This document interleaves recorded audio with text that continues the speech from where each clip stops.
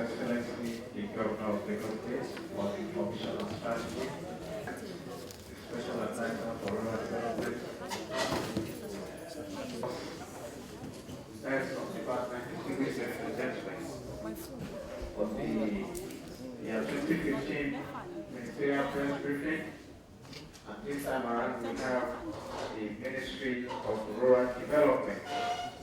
The Honorable Commissioner is the answer and the Permanent Secretary. Distinguished Mr. Gentlemen, before we go on for proper recognition, I would like to introduce to you the Special Advisor to His Excellency of Rural Development, Mr. Babatunde Nkwe. Thank you very much for coming, sir. Secretary in the Ministry of Rural Development, Mr. We also recognize the immediate past Permanent Secretary, and of course, another former Permanent Secretary in the Ministry, Engineer Babatunde Osho. Thank you very much. So, in the Ministry of Information, Director of Press and Public Relations, Mrs. Turo Oladamba is also here. The Director of Finance and Admin in the Ministry of Rural Development, Mrs. Elizabeth Ashu. Mrs. Adelike Shobo is also here. Let me quickly run through the list of other directors we have here. We have Director Agri, Mr. Habib Iwa, thank you very much for coming. Director Accounts, Mrs. Olabisi Popo, thank you very much for coming. Director of Community Development, Mrs. Yika Gisori. Director Civil, Engineer Olate Oduyemi. Deputy Director Serud, Mr. Stephen Adeliji. The Head of Department Electrical, Engineer Abiola Olubu. The Head of Department Water, Engineer Hassan Iraji. The Head of Unit Media, Barrister Sanusi. Head of Procurement, Mrs. Olukumi Olubile. Head of Budget, Mr. Olariwaju Yusuf. And of course, the Auditor, Mrs. Abili Yola. Thank you very much. Royal Father, His Royal Majesty, Oba Josiah Olariwaju Ile Mobade Aino, the Auditor of Tuesday. And we also have the representative of His Royal Majesty, the Osolu of Ile by Abidin, Prince Abidin. Thank you very much, Mr. Chancellor. The Chairman Musili Usani, thank you very much for coming. Distinguished ladies and gentlemen, our advisor to His Excellency on Information and his opening remark. Please put your hands together for the special advisor as he comes.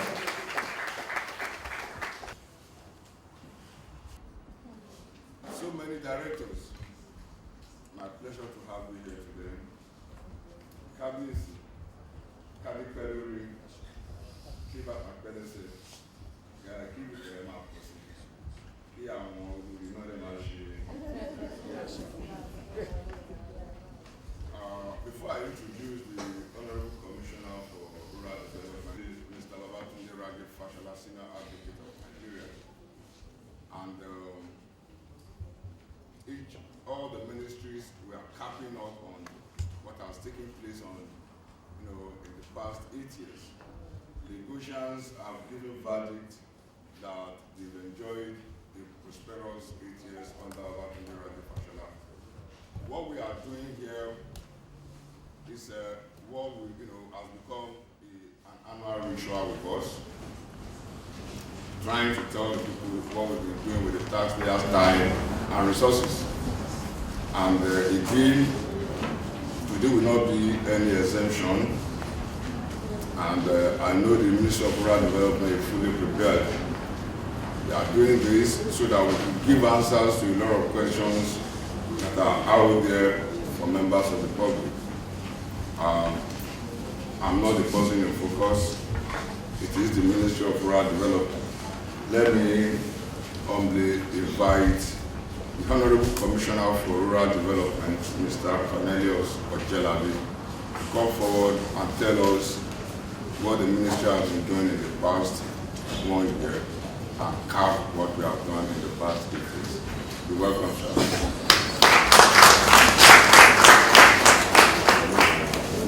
Please, advisor to the governor on information and strategy, and dear brother, Mr. Raji, the special advisor to the governor of rural development, Honorable Babatunde Ragge. We are still expecting our very, very dynamic chairman. I'm sure will soon join us. The permanent secretary, Ministry of Rural Development, my dear brother Babatunde Jafar Sanut. The permanent secretary, Ministry of Information and Strategy.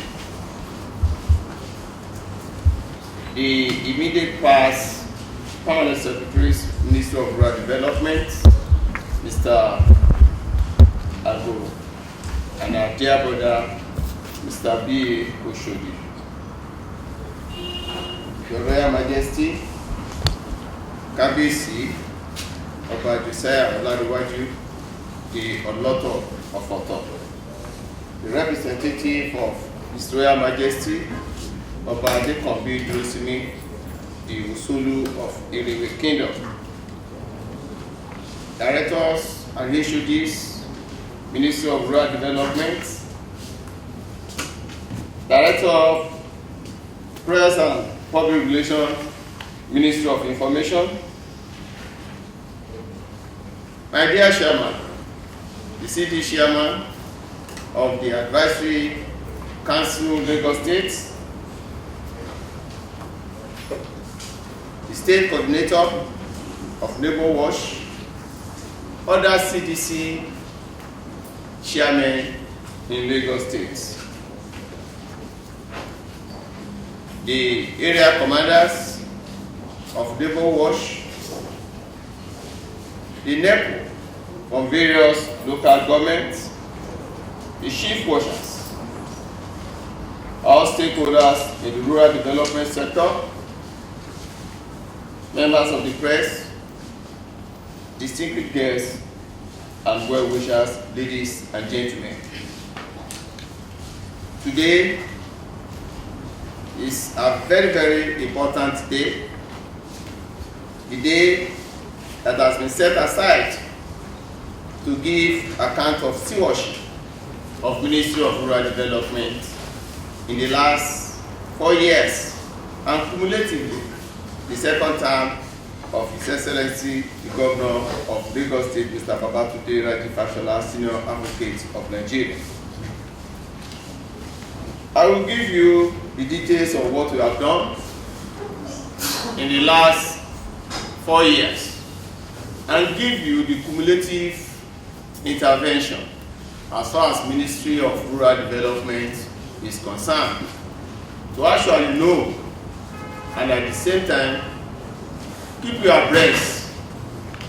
And you gentlemen of the press, I'm sure you'll be there to really go out and tell the members of the public who are saying Fashola administration is not taking care of his administration is more or less of elite programs.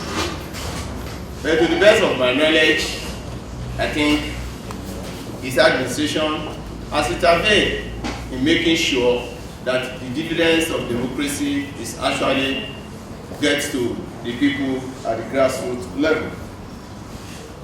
It is with great pleasure I am here today to give account of my stewardship of the ministry effort in sustainable rural development, not only for the last 1 year, but for the second term in office of Mr. Babatunde Raji Fashola, Senior Advocate of Nigeria Administration in Lagos State. I give God all adoration and glory for His grace as the Commissioner in charge of rural development since 4th of July 2011 to date. The ministry, in pursuit of its mission, which is integrated approach to sustainable rural development, has implemented several projects and programs to sustainably enhance the quality of life, human capacity, and productivity of rural populace in the state. These initiatives have made significant and positive impacts on the socio-economic life of the core rural and riverine areas as well as semi-urban dwellers in the last 4 years. This has greatly improved their standard of living and reduced rural-urban drift in the state. To achieve these community-driven programs and projects, the ministry operated through its 5 core and 2 service departments, as well as parastatal. The department and agency will be the basis of this end-of-term report.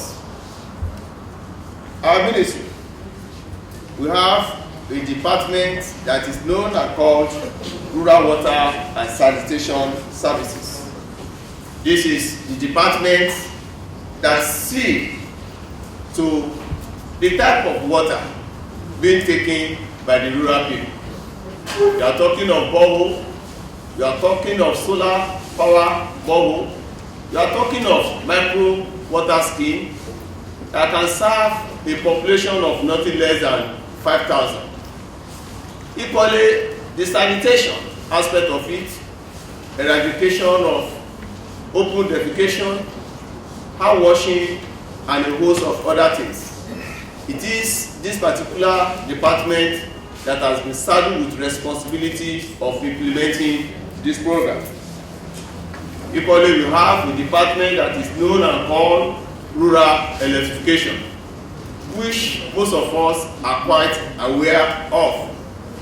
We are talking of how do we drive power holding to the core rural areas where we feel without the intervention of the Ministry of Rural Development in the next 5 to 10 years, electricity may not even get to that particular area. We are talking of injecting transformer that will take electricity to your house, both in the urban, semi-urban, and rural area. That is the ministry, that is the department that is saddled with the responsibility of rural electrification. Equally, we have rural civil engineering department. We are talking of opening up of rural roads. We are talking of construction of culverts. We are talking of concrete footbridge and a host of other things that has to do with civil matters. That is the department that is in charge. Equally, we have a department that is called Community Department.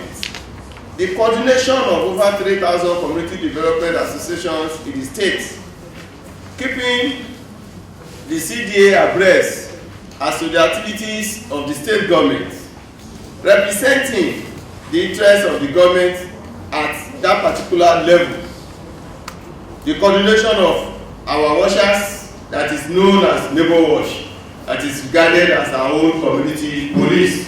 It is the responsibility of this particular department. Equally, we can talk of rural development. Those of you that is interested in agriculture, you can't do agriculture in the urban area. Whether you like it or not, you have to get to Badagry, you get to a Ekpe corridor, you get to Beduleki.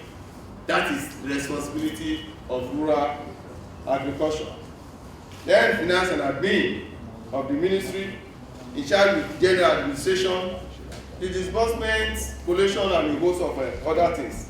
Account department, and lastly, we have one parastatal that is known as called Center for Rural Development.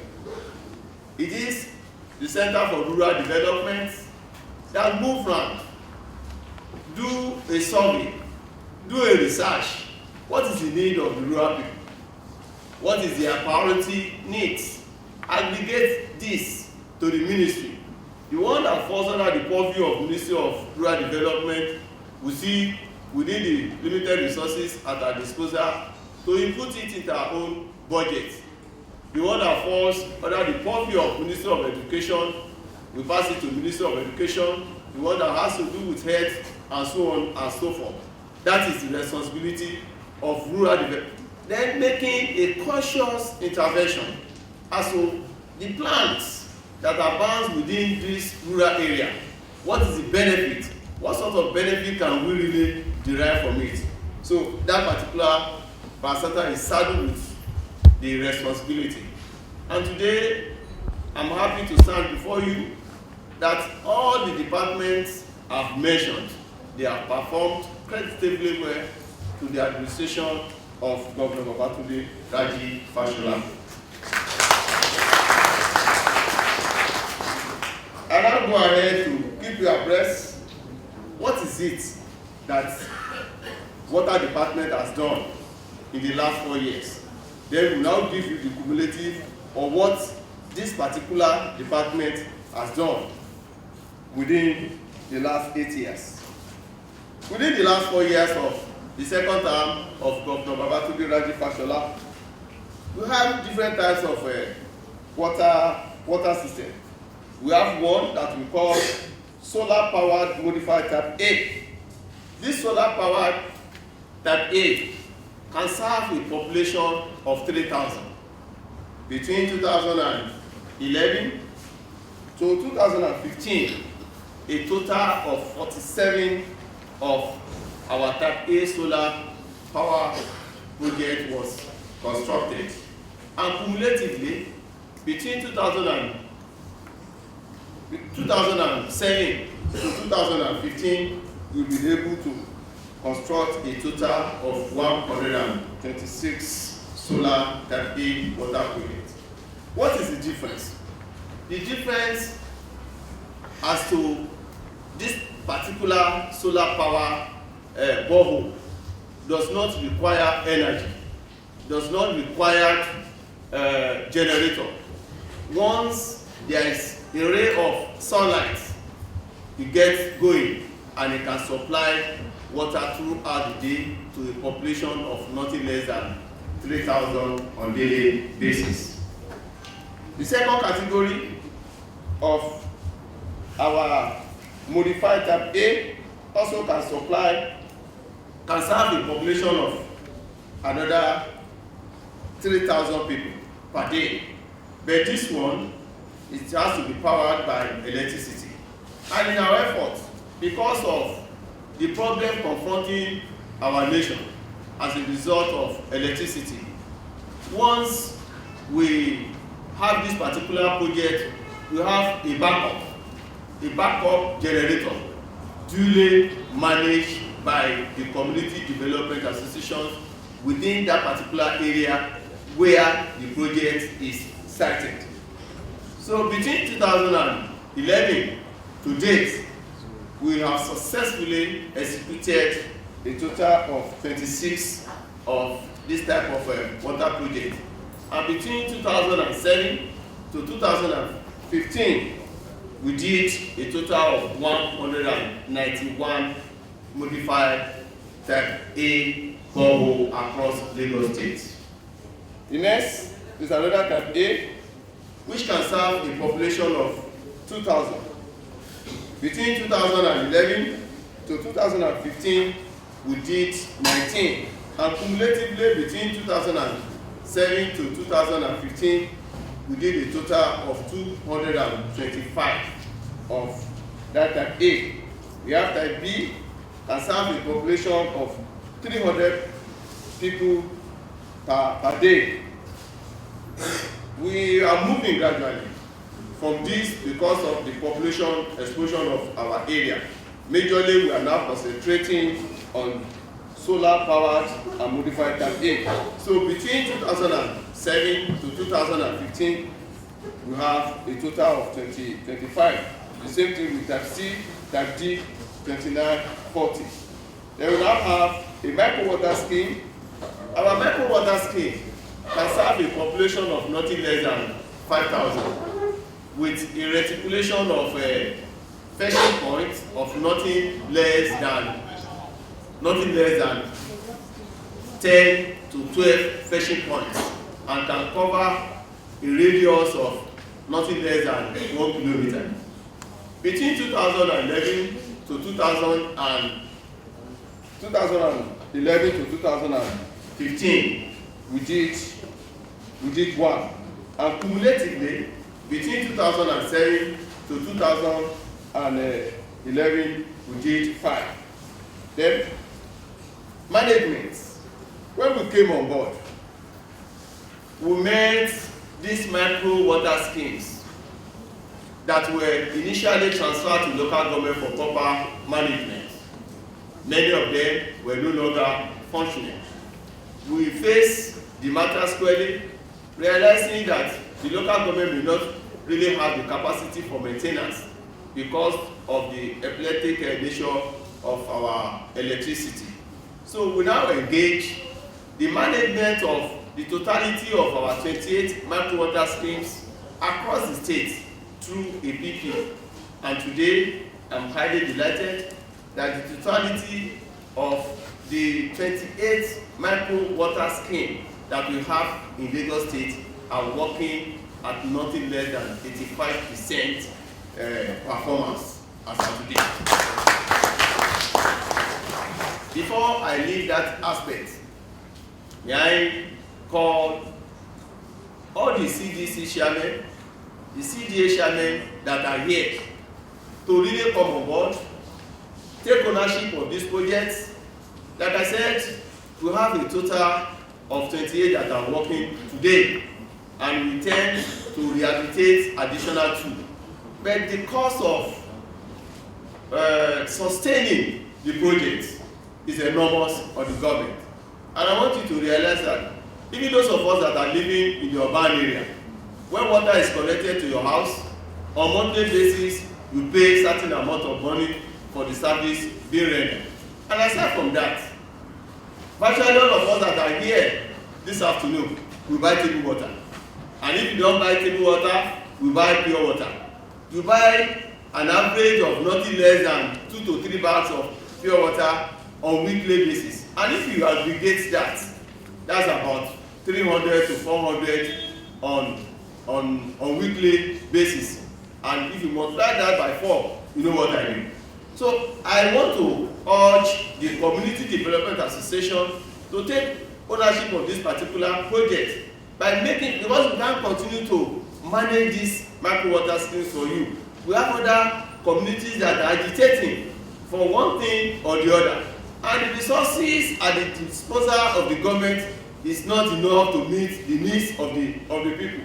So those of you that the government has been magnanimous enough in making sure that a project is sited within your area, the onus is on you to take ownership.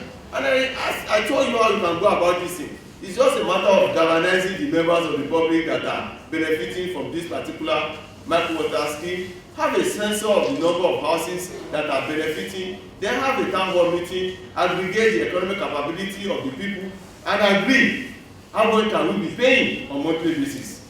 Is it 100 naira? Is it 200 naira? We can be paying. Before we know it, by the time we'll be disengaging the PPA, you have a lot of money in your account to really sustain the maintenance of that particular project. So I'm urging all the CDA shabelle that are here today to see this as a special project and make sure that they pursue this rigorously.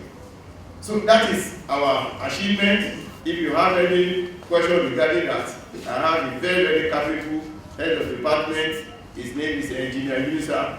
I know he's capable to answer any question that you have relating to our intervention in provision of water. And why are we into this? We just want to be sure of the source of water being taken by our people and make sure that this water being taken by our people is free from any waterborne diseases. We go to rural electrification. Well, I want to say, and I want to give kudos to the administration of Governor Babatunde Raji Fashola SAN in the intervention of rural electrification across the state. All of you are aware that the issue of electricity is that of purely the responsibility of the federal government. But out of sheer passion, concern to meet the needs of the people, each time we have this request emanating from the members of the public, writing us a letter, agitating for transformer, agitating for rural electrification, we pause over it. What can we do? These are people that are seriously yearning for this particular project. Do we abandon them? And here we are on several occasions on their behalf. We have had calls to interface with power holding, but they are not just there to really respond to the needs of our people. And today, I'm reporting to you that your administration, the administration all of you elected in 2011, within the second term of this administration, a total of 439 transformers, a total of 439 transformers were distributed, while a total of 347 transformers were installed across the state. And cumulatively, from 2007 to 2011, a total of 841 transformers. 841 transformers were procured by this particular administration, while a total of 347 transformers were installed. You may be wondering why the difference in the number of transformers procured and the number installed. Within the first term of his administration, they yield to the request of the members of the public, agitating for transformer. Just give a transformer, we go in there and do the installation. Many times, these transformers were procured, allocated to various community development associations. It takes years, months before they eventually put resources together at their disposal to see to the installation. So, within his second term in office, he made a promise that if we are procuring transformer, we must be ready to do installation. So, it's a full package. As we are procuring the transformer, we call it make provision for installation of the transformer. So that's why you see the sort of the difference between what we procured and what we actually we installed. Number of rural electrification carried out. Number of rural electrification. Like I said, these people, they are into business. They have invested their money in the power sector. And if you're a businessman, if you invest your money into any business, you want to recoup your money as soon as possible. So majorly they focus on the urban area where they have industries, companies, big men that can pay a huge sum of money neglecting rural area. And we feel in our own effort, if actually we are a serious government that want to reduce the drift from rural to urban area, we need to really take that particular thing that is making them to really drift from rural to urban area. So we champion that particular cause. And today, if you go to Ekpe axis, if you go to Ibeju, Lekki axis, many of you are quite aware of a place we call Odeomi. It is the administration of Governor Babatunde Raji Fashola who championed rural electrification to that particular area. If you go to Oriba, today we champion rural electrification to the area. If you go to Ibaoloja, we are the one. If you go to Elerogbe, Alapagi, from that particular express road to Ibaoloja, it's about 19 kilometers. These are projects that were awarded 15 years ago, abandoned by federal government, where the people mounted serious pressure on this particular administration. We faced the challenge, and today I'm glad to inform you that the totality of that particular corridor has been provided with rural electrification. And it's not limited to that particular road. If you go to the Badagry corridor, we have a place we call Shoko, we have a place we call Ibanko, we have a place we call Igamo, we have a place we call Agonu, we have a place we call Moba, and a host of. And in our effort in doing this, these are very, very difficult terrain that people have the cost to even construct canal crossing just to make sure that we lead and take electricity to the area. So between 2007 to 2015, our total rural electrification 247 rural electrification, while solar power facilities installed between 2007 to 2015 stand at 119 kilometers of electricity power reticulation. Between 2011 to 2011, we covered a mileage of 1,489 kilometers within the last 4 years. That is the area of our coverage regarding rural electrification. And on the whole, between 2007 to 2015, we covered a landmass of 3,043 kilometers under our rural electrification. So these are our achievements as far as rural electrification is concerned. I now move to keep you abreast as to what is it that our community development department has done in the last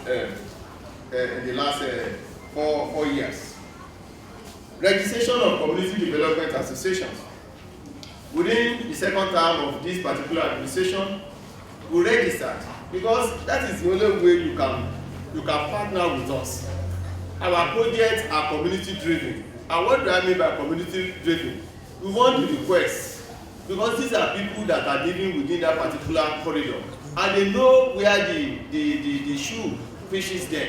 So we want the request to emanate from them, not we at LASG here sitting down at LASG determining what the people of SFL will need. Rather, we want the community development association to tell us is water their priority, is complex food rich is their priority, and so on and so forth. And for you to be able to really partner with us, we have our own procedure. One, you have to be registered as a community development association. In registering community development association, 5 of you can start. That is, 5 of us, we are willing to contribute to development of our own community. Coming together, you can start the meeting. Then you go to local government for registration. The local government will come there, come and assess you, see that yes, this is a developing area. These are people that are residing within this particular area and they want to contribute their own quota. The local government will register them. Then after that, they come forward to the state, to the Ministry of Rural Development, which we will recognize them. But we need to conduct our own survey to really ascertain that yes, these people, they are genuinely residing within that particular area. And having done that, then you can then do business with us by way of telling us what are the problems confronting your community. Is it environmental problem? Is it draining problem? Is it flood? Is it electricity? And a host of other things. So with that, yes, we'll continue to discuss with you. So between 2011 to 2015, a total of 820 community development associations were registered. Between 2007 to 2015, we registered a total of 3,241 community development associations. And within 2011 to 2015, we registered a total of 15 community development councils. You have CDA operating at your community level. Then you now have CDC. The CDC are the one coordinating the activities of community development associations at local government level. So when they have problems at the CDA level, they galvanize their problem to CDC level, where the HODs of agri department, the chairman can assist them. So we register 15 CDC within 2011 to 2015. And on the whole, as at today, we have a total of 57 community development committee in the state. Number of CDAs giving grants. On a yearly basis, we have Community Development Day. A day set aside only by Lagos State Government, where we bring all the community development associations to celebrate, to appreciate them. Then we now have an assessment committee that will move around the state to go and assess what is it that this particular CDA has done in partnering with the government. It may be clearing of your day, it may be clearing of your canal, it may be rural electrification and a host of other things. It may be a town hall, it may be a school. People coming together to pay back to that particular community. We move around, seeing what they have done, we want to assist them. We want to say thank you for partnering with Lagos State Government. So our grant in dates between 2011 to 2015, 70. Between 2007 to 2015, we did a total of we gave a total of 152 grants to CDAs. Consultative meetings, then training of CDAs. During the second term of Governor Babatunde Raji Fashola, we initiated a consultative forum where we meet on monthly basis, interacting, inviting other MDAs to come and tell the CDAs, the CDCs, as to the activity of Ministry of Health. Why must you ask me to wash my hand before I eat? Why must you ask me to wash my hand when I visit toilets? What is the importance of immunization? Then how do we really curb fire disasters and a host of other things? So this is not an interaction that is limited to the Ministry of Rural Development alone. We invite from various MDAs, from Nigerian police too, to come and talk to our people the need for all of us to be security cautious. We introduced this consultative forum within the second term of his Governor Babatunde Raji Fashola, and I'm glad that that is going on very, very well. Conduct of annual community day, like I said, the only state in Nigeria that is celebrating our CDAs every year. Successfully, we did that 4, and cumulatively we have had 6. Number of community halls. Yes, like I said, they have to start the project on their own. The CDA must initiate the construction of their community halls. Then we visit, see what they have done there. Then we can then take over the hall. You can see it on your screen. Number of community halls within the second term, we did 13, cumulatively 39. Procurements of prepare of patrol vans for our watchers. Cumulatively, we refurbish some patrol vehicles that we met on ground, and within the second term of Governor Babatunde Raji Fashola, we procured 20 new patrol vehicles just to really boost the morale of our washers and really tell them that we appreciate to enable them perform effectively. Provision and distribution of labor wash uniforms. For 2011 to date, we had a total of 5,622, and between 2007 to date, we did a total of 11,000 uniforms for our washers across the state. Procurement and distribution of buttons for our washers, second term 2,600, cumulatively 5,000 between 2007 to date. Provision and distribution of walkie-talkie for second term 285 and cumulatively 285.